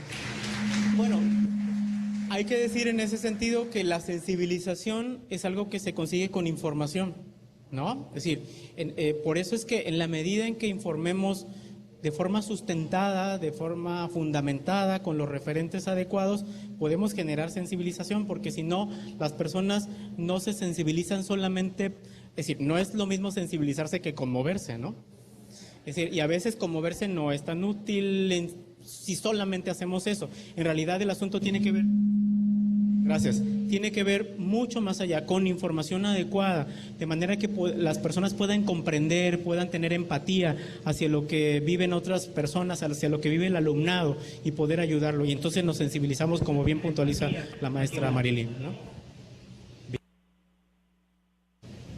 Bien, la pregunta que tenían en iTunes, adelante.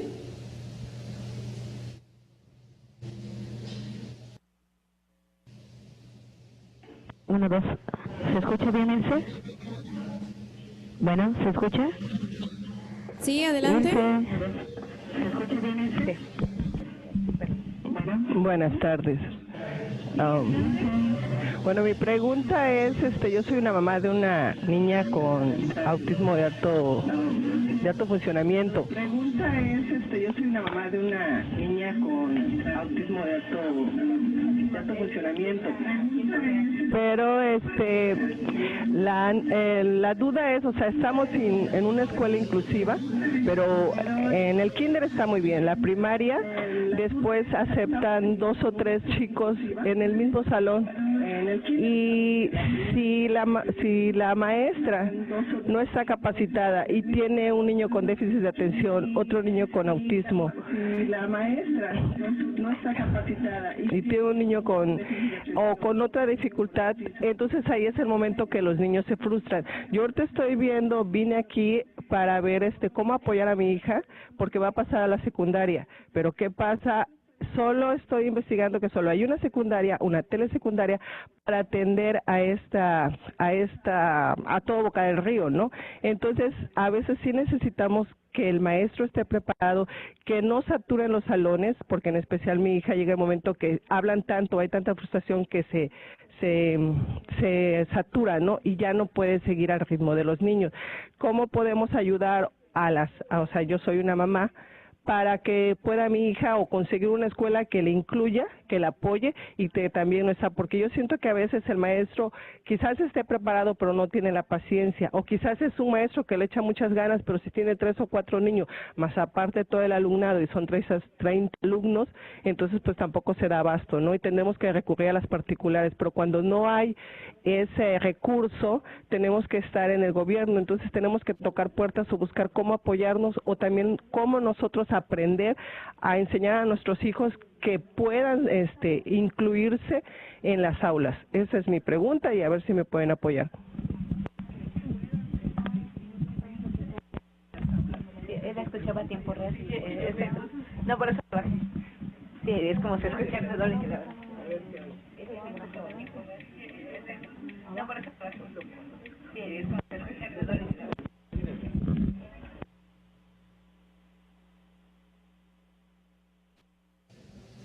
Ok, a ver, ya, mágicamente.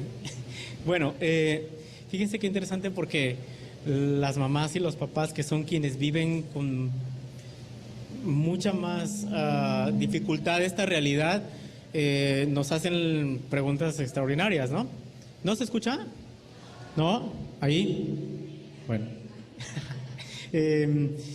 Y qué interesante pregunta. Bueno, fíjense, hay muchos asuntos interesantes en esta pregunta. Me parece que uno de ellos tiene que ver con que justamente una de las dimensiones que se plantean, que tiene que ver con la política educativa, es decir, la política educativa, en realidad tendríamos que hablar más de la organización al interior de las escuelas, ¿no? Es decir, uno de los asuntos de una escuela que aspira a ser inclusiva, no sé si me muevo para acá, a ver si no se escucha así el micrófono, tiene que ver con tomar decisiones en función del alumnado que está, ¿no? Es decir, por ejemplo, yo acabo de estar el viernes en Jalapa, que me invitaron de una escuela secundaria general que tienen alumnado con distintas condiciones y específicamente con trastorno por déficit de atención con hiperactividad, que era la temática que en este momento a ellos más les preocupaba.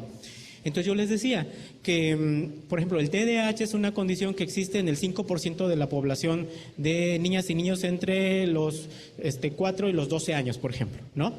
Es decir, haces cuentas y entonces dices, pues entonces es 1 por cada 100, o sea que más o menos en cada grupo debe haber 1. Sí, pero esa es la probabilidad estadística, pero el azar hace que de pronto, si hay 5 grupos en el aula, de pronto, entonces el cálculo es que es 1 por grupo, pero los 5 le quedan a la misma maestra, ¿no? Porque no se prevé ese tipo de cosas. Entonces, esto que dice la señora es muy importante, porque hay que tomar decisiones que permitan que la inclusión suceda. Para que la inclusión suceda, tiene que haber equilibrio al interior de los grupos. Es decir, una maestra o un maestro que tiene 2 niños con TDAH, más 3 con autismo, más etcétera, etcétera, más todo el resto de la diversidad de la que estamos hablando, entonces tiene una dificultad franca que lo que puede ocasionar es que, lejos de ocurrir la inclusión, entonces el tiempo se invierta en atender de forma individualizada, que es lo contrario al planteamiento de la inclusión. Entonces tienen que tomar decisiones respecto a la cantidad de alumnos y alumnas en general que se tienen.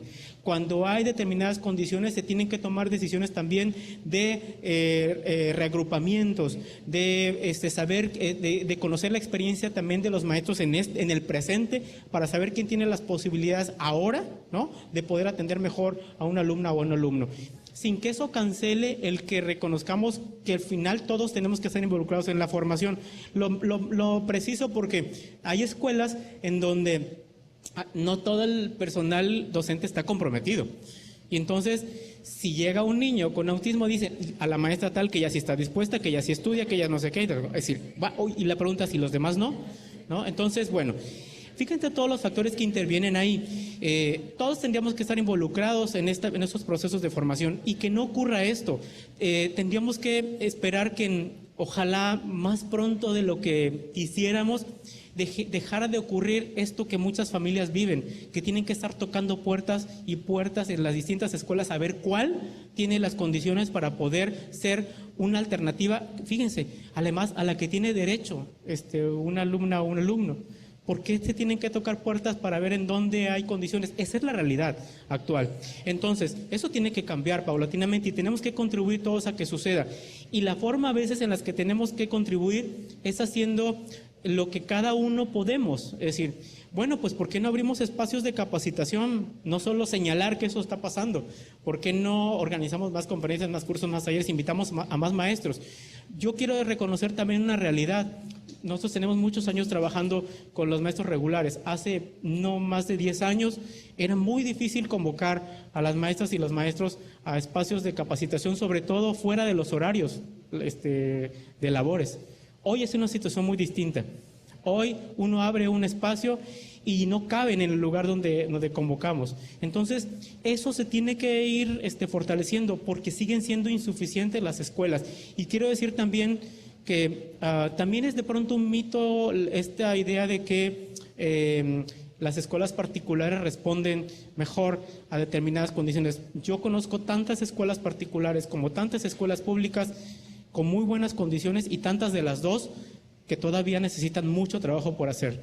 Una escuela inclusiva sobre esta base, sobre esta premisa de que no es la que recibe al alumno, y que por eso se llama inclusiva, entonces tiene que revisar qué está haciendo en realidad. Yo conozco escuelas particulares y algunas públicas también, pero específicamente particulares, que aceptan a un niño con trastorno del espectro autista, pero si lleva a una persona que esté con él, si lleva ¿no? Eso no es una escuela inclusiva. Eso no es una escuela inclusiva. Entonces, fíjense cómo nos podemos equivocar de pronto. Sin embargo, si entendemos lo que le resuelve a una familia eso, ¿no? Si entendemos, pero le resuelve parcialmente, porque ese alumno no va a estar incluido. Va a haber una persona que resuelve una serie de situaciones y está excluyendo a ese alumno, la propia escuela, allá adentro, porque está impidiendo que tenga la misma oportunidad que cualquier otro alumno de aprender directamente en su vínculo con el maestro, sin que haya otra persona ahí permanentemente, que además generalmente no está capacitada para la condición del alumno, es un auxiliar de pronto para todo. Bueno, entonces tiene razón. Por ahora lo que nosotros hemos hecho en los servicios de educación especial es tener directorios e información sobre las escuelas y la experiencia que tienen las escuelas de todos los niveles educativos para poder informar a los padres cuáles son esas escuelas y que puedan acercarse a ellas. Y al mismo tiempo ir generando que más escuelas se involucren en estos procesos. Porque lo cierto es que la inclusión es algo que le corresponde a las escuelas regulares, en los que no tiene que ver educación especial. En donde existe educación especial, bueno, pues espera que la escuela tenga más apoyos, pero con educación especial o sin ella, la escuela tiene que fortalecer los procesos de inclusión. En ese sentido, si de todas maneras lo tiene que hacer, me parece que ya, como muchas maestras y maestros lo han hecho hasta ahora, se tienen que involucrar en procesos de formación y abandonar este discurso de que yo no estudié tal cosa, cuando yo estudié no era. Pues cuando estudiamos, por supuesto que no era, pero las condiciones cambiaron. Lo que hoy significa trabajar en las escuelas tiene que ver con inclusión, y no me alcanza, ni me sirve, ni es válido el argumento de que cuando yo estudié no aprendí eso. Cuando estudiamos no aprendimos un montón de cosas que tuvimos que aprender después, ¿no? Entonces, en ese sentido, la responsabilidad que tenemos es justamente de reunirnos para poder hablar de esto y aprender paulatinamente cada vez más sobre inclusión. Por ahora, lo que sí podemos hacer es acompañar a las familias en este trayecto entre educación inicial y educación superior, porque otra dificultad que tenemos es lo que va pasando con el alumnado. En el mejor de los casos empiezan los primeros niveles y se van quedando porque somos incapaces en el sistema educativo y en la sociedad de responder a lo que ellos tienen derecho. No podemos tener la expectativa solamente de que termine la educación básica. La expectativa es que terminen todo lo que son capaces de conseguir, ¿no? Y muchas alumnas y alumnos con distintos rasgos diferenciadores, como el caso de cualquier discapacidad, pueden egresar de cualquier universidad. Si los ayudamos en este momento histórico en el que no están como deberían, abiertas todas las puertas en todos lados y tenemos toda la formación necesaria, entonces irlos conduciendo para acompañarlos y decir, esta escuela es una buena opción, y si la escuela necesita hay que acompañarla. Es decir, tenemos un trabajo que a lo mejor, ojalá dentro de un tiempo, no necesitemos hacer, pero por ahora me parece que sí nos toca, éticamente nos toca, ¿no?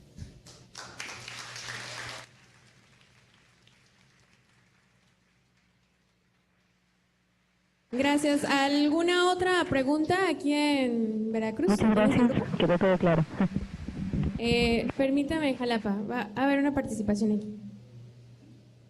Sí, buenas tardes.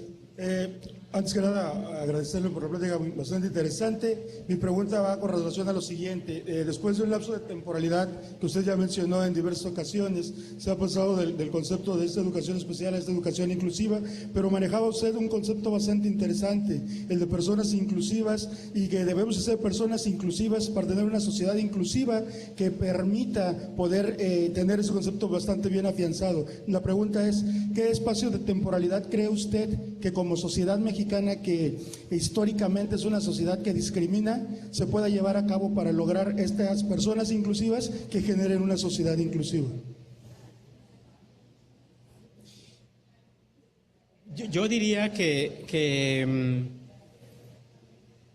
el tiempo ya nos ganó, ¿no? Es decir, yo diría que un asunto que debemos resolver es dejar de evitar pensar como en algunos, ahorita que lo escuché me acordé de algunas personas que en algún momento he escuchado que dicen, es que el tema de la discriminación pues casi que es parte nuestra, pues, ¿no? Entonces nosotros nos tenemos que dejar de acostumbrar a eso. Nosotros nos tenemos que negar a aceptar eso, ¿no? Y trabajar en función de las raíces más profundas que la discriminación tenga. Sí, la única forma es entender cómo se construye la discriminación. La discriminación se construye primero porque estamos desinformados. La desinformación genera prejuicios. Los prejuicios generan discriminación. Porque distinguir que tú y yo somos diferentes es sencillamente algo tan simple como justamente reconocernos como seres humanos. Pero que tu diferencia me haga sentir a mí que yo tengo la posibilidad de transgredir un derecho tuyo es algo muy distinto, ¿no? Entonces, en ese sentido, me parece que necesitamos dejarnos de acostumbrar, ¿no? Dejar de pensar que es natural, que es muy complicado, que no se puede, y sí establecer primero procesos de reflexión personal. Yo insisto, miren, la próxima conferencia no se pierdan porque se va a hablar, no soy yo, la maestra Yasne que por aquí está, va a hablar de lenguaje y discriminación. El lenguaje es una de las formas por las cuales podemos empezar de manera muy importante a cambiar respecto al tema de la discriminación y por lo tanto de la inclusión. Porque cuando nos damos cuenta, las cosas que decimos que ya ni las pensamos, los oímos y las repetimos y las venimos heredando desde muchas generaciones y se ha naturalizado el dirigirnos a las personas de cierta forma, cuando nos damos cuenta que no es natural, que no está bien, que nunca estuvo bien, pero que nos acostumbramos a eso y empezamos por ahí, miren, eso solo es un esfuerzo enorme. Empezar a decir, ¿saben qué empieza a sucedernos? Desde nuestra experiencia lo podemos compartir. Nos desestructuramos al principio, ¿no? Porque es que yo ya no puedo hablar así, yo ya no puedo utilizar esos términos, yo no puedo expresarme así de las personas. Y uno empieza a transformarse. Lo interesante, como diría Vygotsky, es que si el lenguaje es pensamiento, ¿no? Entonces, en la medida en que empezamos a transformar nuestro lenguaje, también empezamos a cambiar nuestro pensamiento. Entonces, fíjense lo interesante. Eso es uno de los caminos por los cuales podemos y deberíamos empezar. ¿Cuándo empezamos? Cuando cada quien quiera, ¿no? Porque al final, yo siempre digo con los estudiantes con los que he trabajado en posgrado, y sobre temáticas sobre esto, hablar de esto no sirve si cuando nosotros damos un paso aquí afuera, seguimos siendo iguales, pensando iguales, hablando igual e ignorando, excluyendo o haciendo a las personas, al resto de las personas, tratándolas como si fueran invisibles. Entonces, me parece que la transformación tiene que ver con eso, con decisiones personales. Es decir, a ver, yo ya no puedo seguir ni haciendo esos chistes, ni hablando a las personas por otra denominación que no sea su nombre, ni riéndome, ni burlándome, etcétera. Imagínense lo importante que es esto que parece simple y en realidad es muy profundo. Ese solo hecho nos permitiría hacer muchas otras cosas. Yo siempre digo, los estudiantes con los que yo he trabajado, los materiales, la información, esa es fácil, esa la lees y te la aprendes, ¿no? Pero lo primero que hay que hacer en realidad tiene que ver con estas revisiones personales y estos cambios, y lo demás se aprende, ¿no? Me parece que sí tendríamos que trabajar en el lenguaje, en las actitudes, y esto favorecería todo el resto, ¿no? Jalapa tenía una pregunta, me parece. No, Ilse, no hay preguntas en Jalapa. Perdón, ¿alguna otra pregunta aquí en Veracruz? ¿Sí? Ajá.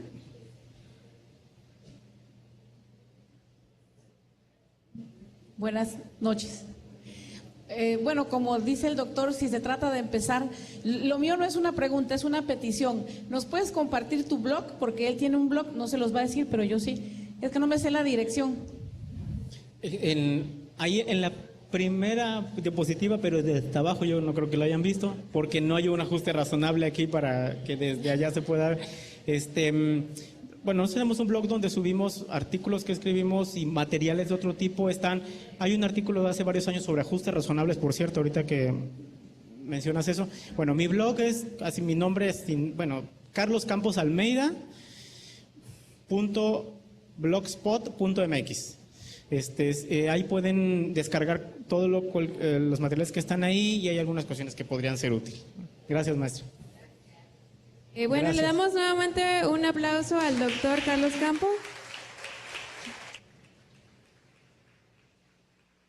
Y le hago entrega de su diploma de participación de la Coordinación de Educación Continua. Muchas gracias por haber aceptado y lo vamos a tener nuevamente.